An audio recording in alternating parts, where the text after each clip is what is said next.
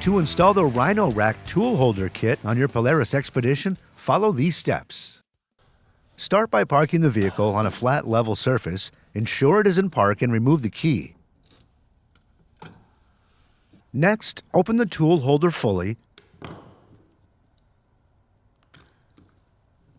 and install a screw and washer into the channel nut.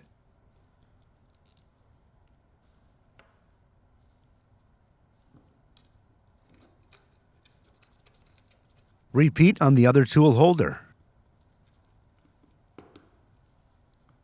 Make sure the teeth on the washer are facing the bottom of the tool holder. Then, slide the tool holder into the rails and tighten.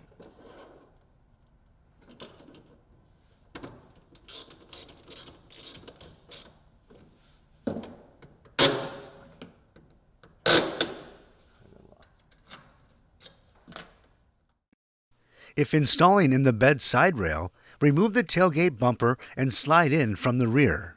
Reinstall bumper once finished.